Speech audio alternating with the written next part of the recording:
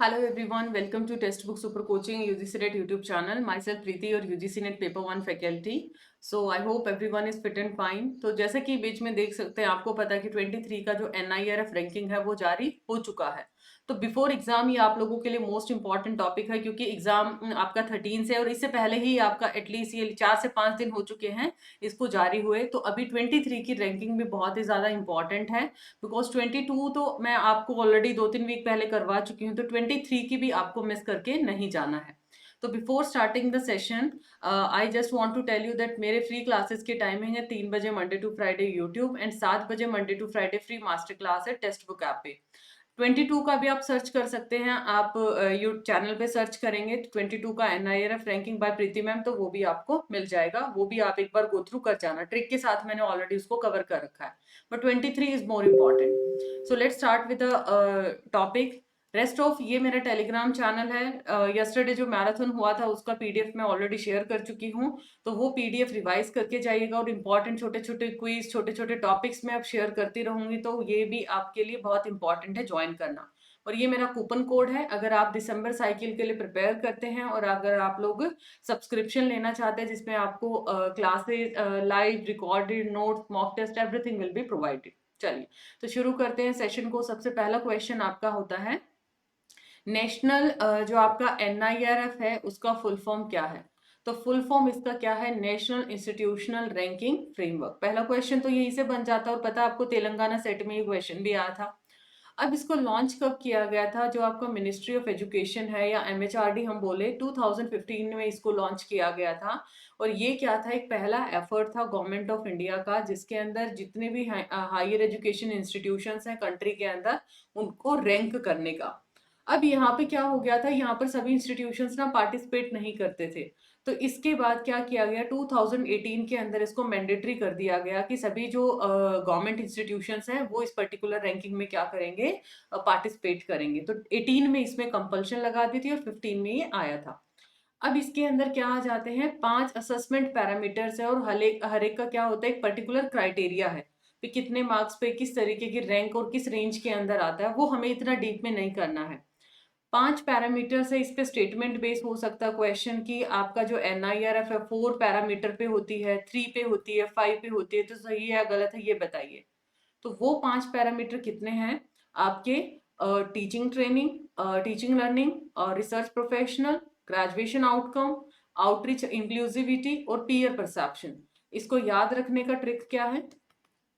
PO और great रहो। गर्मियों में हम क्या करेंगे, ठंडाई कोल्ड ड्रिंक पियेंगे और ग्रेट रहेंगे। P4 क्या आया आपका? Peer perception. O4 क्या आएगा आपका? आउटरीच। G4 क्या आएगा? ग्रेजुएशन। R4 क्या है? रिसर्च। और T4 क्या है? टीचर लर्निंग और रिसोर्स। ये आपको ना निमोनिक से याद आ जाएगा, ट्रिगर कर जाएगा कौन से पॉइंट थे। अब पार्टिसिपेंट की बात करूं, अभी लेटेस्ट डेटा है जो आपका, जो number of higher education institutes हैं, इन्होंने अलग अलग कैटेगरीज में अलग अलग डोमेन के अंदर क्या हुआ है, इंक्रीमेंट हुआ है। मतलब शुरू में कम पार्टिसिपेशन होता था, बट अब day by day her year क्या है, इंक्रीमेंट हुआ है। जैसे कि 2016 में ये क्या था, 3565 था, ठीक है, और 23 तक अभी कितना हो चुका है, 8686। और अगर 2022 की मैं बात करूँ तो 7000 के अराउंड ये डेटा था हमारा पार्टिसिपेंट्स का। और नंबर ऑफ कैटेगरीज और सब्जेक्ट डोमेन भी क्या हो चुके हैं, इंक्रीज हो चुके हैं। स्टार्टिंग में कितनी कैटेगरी थी, 4 के अंदर, और अभी अगर मैं 23 में बात करूं तो 13 थी, और 22 के अंदर ये 11 कैटेगरी माना जाता है, ठीक है, 11 कैटेगरीज थी। लेकिन अभी 4 से शुरुआत हुई थी और अभी कितनी कैटेगरी हो चुकी है, 13। तो एक एक पॉइंट से यहाँ पे क्वेश्चन बनता है कि आपसे पूछेगा, सेम स्टेटमेंट बेस पूछेगा कि अभी 23 के अंदर NIRF रैंकिंग है, उसमें नंबर ऑफ कैटेगरीज 11, 12, 13 कितनी है, तो आपको बताना है 13 कैटेगरी, और इनिशियली कितनी थी, ये 4 कैटेगरी थी।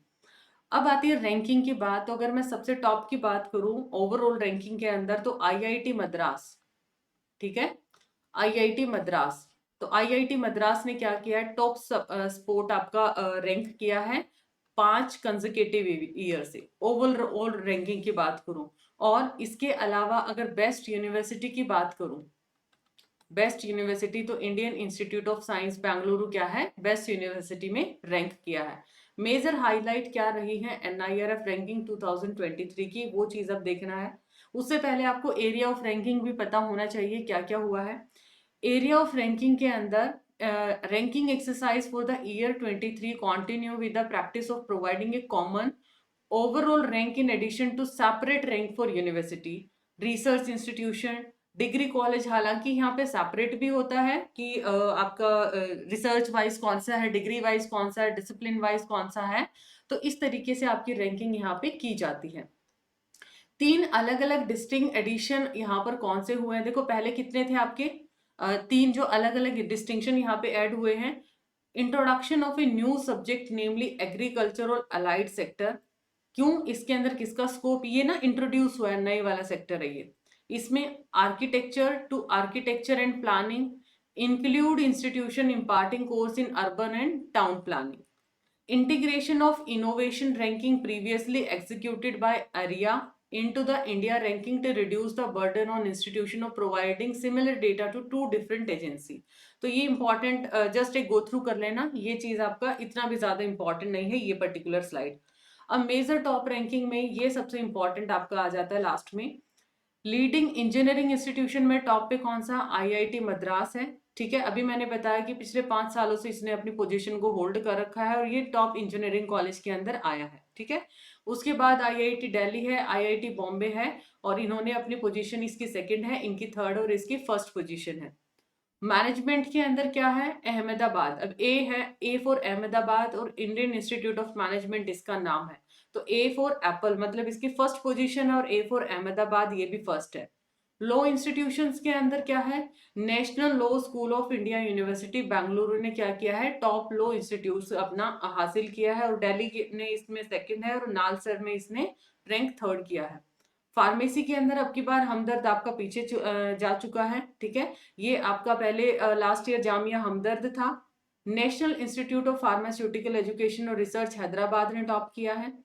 टॉप कॉलेजेस के अंदर DU made it mark in the ranking with 5 of its colleges. इसके अंदर दिल्ली यूनिवर्सिटी ने अच्छी रैंक किया है, इसके 5 कॉलेजेस टॉप में आए हैं, जिसमें से क्या है, मिरांडा हाउस जो कि पिछले साल भी था उन्होंने टॉप किया और हिंदू कॉलेज ने क्या किया है, सेकंड सपोर्ट किया है। तो ये कुछ इंपॉर्टेंट थी जो कि अभी लास्ट मिनट पे आपके लिए फेयर एनफ है फॉर योर पर्टिकुलर एग्जाम। तो आज का ये छोटा सा होमवर्क क्वेश्चन और सारे स्टूडेंट इसका आंसर कमेंट सेक्शन में करेंगे। With reference to NIRF, consider the following statement. Only the higher education institution in the country are considered for ranking। क्या सिर्फ हायर एजुकेशन इंस्टीट्यूशंस को रैंकिंग के लिए कंसिडर किया जाता है, क्या यह स्टेटमेंट सही है? दूसरा, क्या ये इनिशिएटिव है नीति आयोग का? तो कौन से स्टेटमेंट सही है, आप लोगों को इनकरेक्ट है, सॉरी, कौन सा स्टेटमेंट इनमें से क्या है इनकरेक्ट, इसका आंसर आपको देना कमेंट सेक्शन में। So I hope this piece of information is very informative, so do like this session, share this video with your fellow friends, और उसके अलावा अगर चैनल पे पहली बार आए हैं then do subscribe the same. Thank you once again.